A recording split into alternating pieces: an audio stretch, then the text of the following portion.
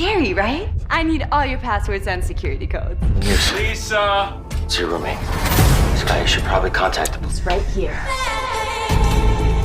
Daddy! What do they want? What's your mother's maiden name? Mother's maiden name! Thought I might lose you forever. You should have seen the look on your face.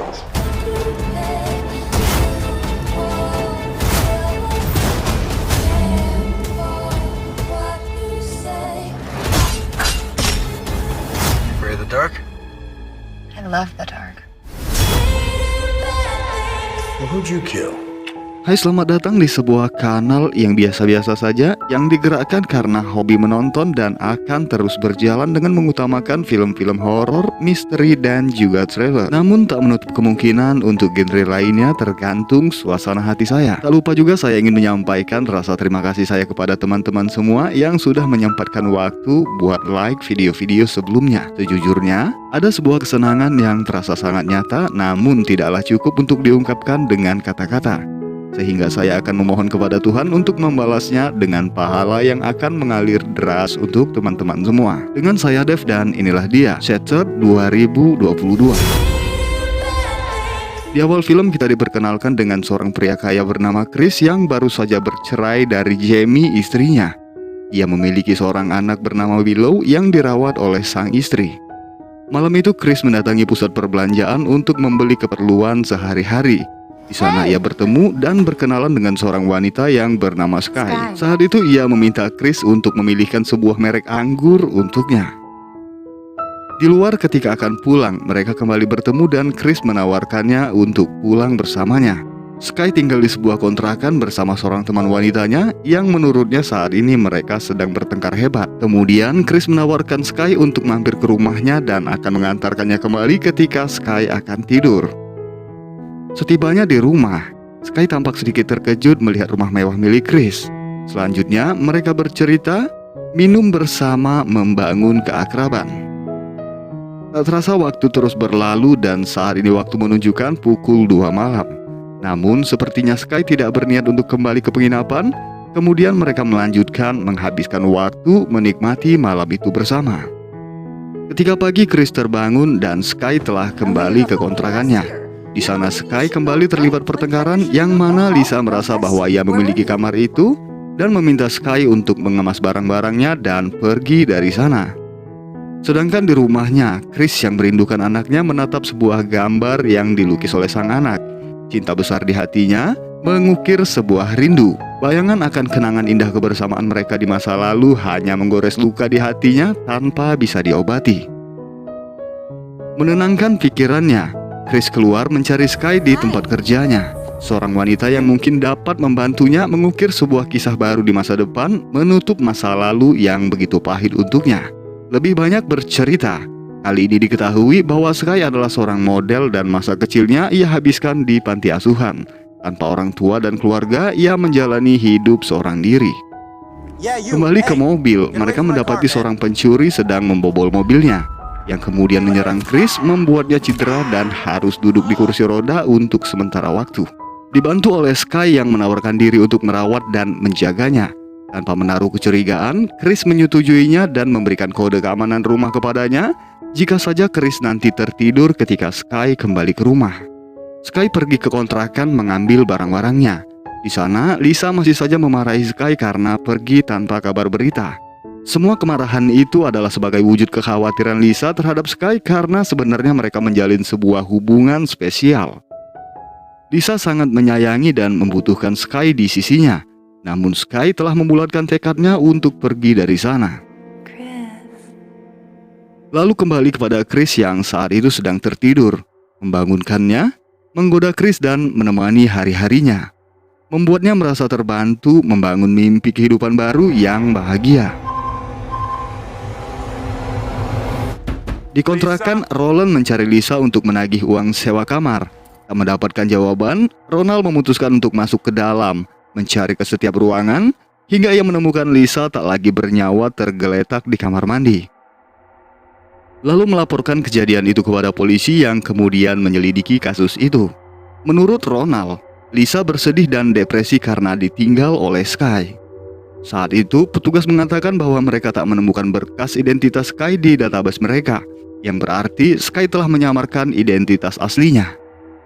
Di rumahnya, dengan berani Sky mengambil handphone Chris yang saat itu sedang tertidur. Ketika terbangun, Chris tak menyadari apa yang telah dilakukannya. Mendapati Sky yang baru saja selesai mandi datang kepadanya. Keesokan paginya, Chris menyadari handphonenya tak ada di atas meja. Namun, ia tak menaruh kecurigaan kepada Sky dan beranggapan bahwa ia lupa meletakkan handphonenya. Saat itu Jamie menelpon menanyakan kabar dan juga menyatakan niatnya untuk membawa Willow ke rumah Chris. Berjalan ke ruang tengah, Chris melihat berita terkait kematian Lisa.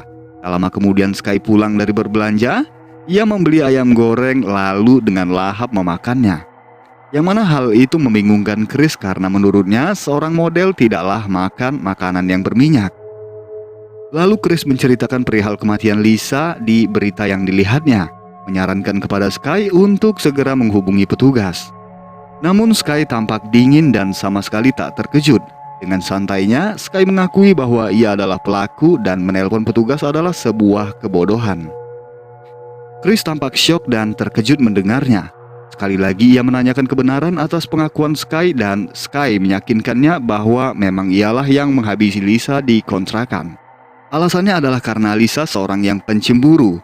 Cemburuan itu menjadi penghambat baginya dalam menjalani kesehariannya. Tujuannya hidup bersama Lisa di apartemen adalah karena lokasi yang strategis untuknya mengamati rutinitas dan kebiasaan Chris dalam kesehariannya. Menyusun strategi dengan sangat rapi sehingga diketahui bahwa pertemuannya dengan Chris memang sudah direncanakannya dengan sangat matang. Chris sangatlah marah mendengarnya. Saat itu Sky mengunci pintu dengan handphone Chris yang dicurinya tempo hari. Chris mencoba merebut kembali handphone itu, namun Sky menyerangnya dengan alat setrum membuat Chris terjatuh dan mengulanginya sekali lagi membuat Chris pingsan tak sadarkan diri. Di penginapannya, Ronald sedang membersihkan kamar Lisa sebelumnya. Mendapati sebuah teleskop di sisi jendela yang biasa dipakai oleh Sky untuk mengamati Chris. Mencoba menggunakan teleskop yang saat itu masih mengarah ke rumah Chris. Lalu Ronald menggeser lensa mencari wanita di sekitarnya. Beruntung baginya, Ronald mendapati seorang wanita yang sedang berlatih yoga lalu mengambil posisi nyaman untuk menyaksikan pertunjukan. Di rumahnya, Chris sedang terikat di kursi rodanya. Tak lama kemudian Sky datang kepadanya. Diketahui bahwa niat sang wanita adalah untuk menguasai harta Chris. Perlawanan hanya membuatnya semakin sakit. Sky memukulinya, mengambil sebuah bor untuk menginterogasi Chris. Mencari informasi terkait identitas dan nama ibu kandung untuk memudahkannya mengakses rekening bank dan mengambil alih harta kekayaan Chris. Chris masih mencoba bungkam, namun tampaknya Sky tidaklah main-main dengan ancamannya. Menyalakan mesin bor, mengarahkannya ke kaki Chris membuatnya semakin kesakitan. Semakin lama bertahan, semakin dalam pula Sky menancapkan mata bornya. Di penginapan, pertunjukan berakhir ketika sang wanita menyudahi latihan yoganya. Lalu Ronald mencari pemandangan lain dan saat ini ia mengarahkan kamera ke rumah Chris. Memperhatikan lebih dekat, ia melihat Sky berada di sana. Membuatnya terkejut karena saat ini Sky adalah orang yang paling dicari di kota itu. Dan ia menjadi satu-satunya orang yang mengetahui keberadaan Sky selain Chris. Sky duduk tersenyum menghadap laptop. Setelah mendapatkan informasi yang dibutuhkannya, lalu dengan tenang ia memindahkan uang yang ada di rekening Chris. Lalu membawa Chris ke ruang tengah. Mengambil sebuah gunting, kembali Sky menakut-nakuti Chris. Meminta Chris melakukan beberapa panggilan Zoom dengan bankir dan broker untuk melikuidasikan saham Chris untuk mendanai perusahaan yang baru saja dibuat yang diberinya nama Skyco. Dari kejauhan, Ronald masih memperhatikan Sky. Namun, view yang terbatas membuatnya tak melihat semua kejadian. Sehingga ia hanya mengira bahwa Sky sedang merawat Chris. Lalu Sky melepaskan ikatan Chris demi menghindari kecurigaan. Saat itu Chris mencoba melawan dengan mencengkram lehernya, namun dengan satu tangan Chris tak cukup kuat untuk mengalahkan Sky, yang kemudian melukai Chris dengan gunting yang dipegangnya. Mengambil handphonenya, Sky memperlihatkan video Willow sedang bermain di taman, yang mana hal itu berarti Sky sedang mengintimidasinya karena telah mengetahui identitas keluarganya, dan Chris tak ingin mengambil resiko lebih besar yang akan membahayakan putrinya. Sky mencabut semua kabel koneksi komunikasi, kemudian mendokumentasikan rumah beserta perabotan dan juga lukisan-lukisannya. Ia berniat menjual rumah beserta isinya, lalu keluar untuk menyelesaikan transaksi. Ronald berada di halaman rumah Chris untuk mencari Sky, dan Chris melihatnya dari layar monitor berusaha mengeluarkan suara untuk menarik perhatian Ronald, berharap Ronald dapat membantunya. Dari luar rumah, Ronald memecahkan kaca jendela untuk masuk ke dalam rumah, dan Sky mengetahui itu dari aplikasi keamanan CCTV yang terhubung ke handphone Chris. Masuk ke dalam, Ronald mendapati Chris sedang terikat, namun ia bersikap dingin dan biasa-biasa saja, lalu melepaskan lakban di mulut Chris yang ketika itu meminta pertolongannya untuk dilepaskan. Namun Ronald meminta imbalan uang yang sangat besar yang tentu saja Chris tak menyimpannya secara tunai. Menatap sebuah lukisan antik Picasso yang bernilai $7 juta dan mereka membuat kesepakatan. Ketika Ronald sedang membuka ikatan Chris, saat itu Sky tiba di halaman, menuju ke rumah dan mendapati Ronald yang panik berusaha keluar dari sana. Dengan tenang dan senyum yang mempesona, Sky mengunci semua pintu. Dengan ketakutan, Ronald pergi dengan membawa lukisan menghindari Sky yang mengikutinya dari belakang dengan senjata di tangannya. Di ruang tengah, Chris terus berusaha hingga ia berhasil melepaskan diri, lalu perlahan keluar menuju ke mobil, membuka pintu yang terkunci membuat alarm mobil berbunyi, lalu Chris segera pergi sebelum Sky menyadarinya. Menyusuri ruangan mencari Ronald dengan monitor CCTV di handphone membuat Sky dengan mudah menemukan persembunyiannya. Tampak Ronald yang ketakutan mencoba bertahan dengan pisau di tangannya. Namun Sky bukanlah tandingannya yang saat itu dengan mudah merobohkannya. Menusuknya bertubi-tubi memastikan kematiannya di tangan Sky. Di luar rumah, Chris berhasil meraih motor ski, lalu bergegas pergi dari sana. Namun karena kurang hati-hati, ia menabrak gundukan batu membuatnya terjatuh di pinggir jalan. Yang kebetulan saat itu seorang pria sedang melintas lalu membantu Chris naik ke mobil pergi dari tempat itu. Di perjalanan, Chris meminta pria itu menelpon panggilan darurat yang saat itu diangkat oleh operator wanita dan Chris melaporkan kejadian yang dialaminya.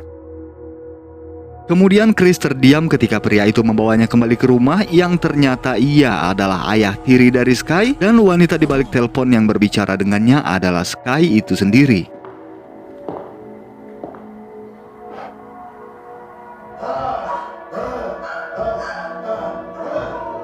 Masuk ke dalam rumah, mereka meninggalkan Chris di ruang tengah, membiarkannya mendengar suara teriakan mereka dari dalam kamar. Setelahnya Sky mendatangi Chris dan mengungkapkan alasannya untuk belum menghabisinya. Semua itu dikarenakan uang senilai $14 juta di brankas cabang utama Bank Amerika yang hanya bisa dibuka dengan sidik jari Chris. Lalu pria itu datang dengan pisau pemotong daging. Dibantu oleh Sky, dengan cepat mereka melepaskan jempol tangan Chris. Di luar, sebuah mobil tiba di halaman yang ternyata adalah Jamie, mantan istri Chris bersama Willow, anaknya. Rinduan sang anak membuat Willow dengan bahagia bergegas mencari ayahnya.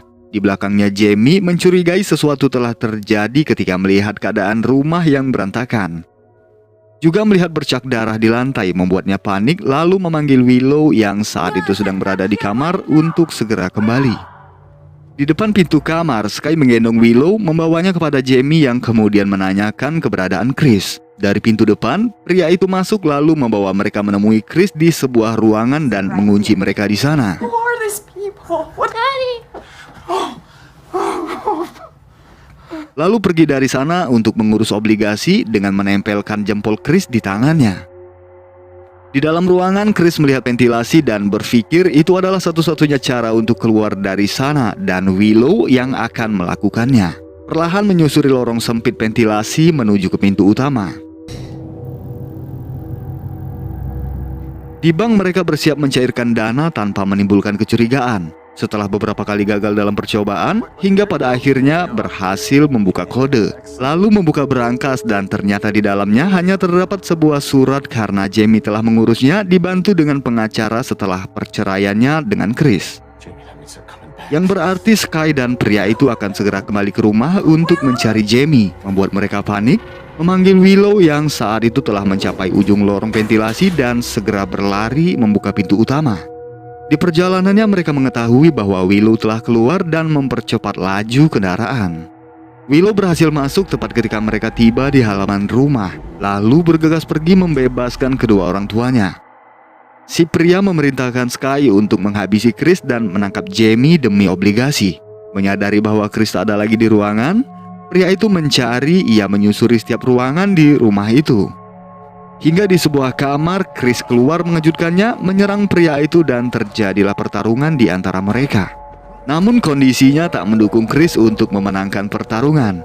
Ia terjatuh dan Sky datang dengan senjata di tangannya. Pria itu terus mendesak Sky untuk melepaskan tembakan, dan tanpa diduga Sky mengarahkannya kepada pria itu, melepaskan peluru, menewaskannya saat itu juga. Memanfaatkan kelengahan Sky, Chris mengambil kapak lalu menyerangnya dan pergi dengan membawa handphonenya yang saat itu terjatuh. Sky yang terluka berjalan perlahan mencarinya. Dengan handphonenya, Chris menghubungi panggilan darurat lalu menyalakan musik dengan keras untuk memecahkan konsentrasi Sky. Lalu ia mematikan lampu, memonitoring Sky dengan inframerah, menyalakan tungku pembakaran, membunyikan suara-suara. Chris membalik keadaan, mengendalikan dan menakut-nakuti Sky di rumahnya sendiri. Terlihat Sky yang saat ini mulai panik menghapus senyum manis di wajahnya. Sky berjalan menyusuri ruangan gelap di rumah itu hingga kemudian Chris keluar menyerangnya dari belakang. Namun sebuah sabetan semakin melemahkannya. Sky berdiri di hadapan lalu datang menghampirinya. Dari belakang, Jamie mencoba membantu, namun tetap saja Sky sulit untuk dikalahkan. Melukai kaki Jamie, menghentikan perlawanannya. Sebisa mungkin Chris melindungi Jamie, berusaha melawan dengan kondisi yang tak lagi memungkinkan. Di hadapan mereka, Sky bersiap mengayunkan kapaknya. Tiba-tiba dari belakang sebuah tembakan merobohkan Sky, yang ternyata Willow dengan berani mengambil senjata menyelamatkan kedua orang tuanya, dan tak lama kemudian polisi tiba di sana menyelamatkan mereka. Di akhir film tampak Sky yang sekarat memanggil Chris memberitahu identitas aslinya, yang sebenarnya ia bernama Margaret, dan film pun berakhir.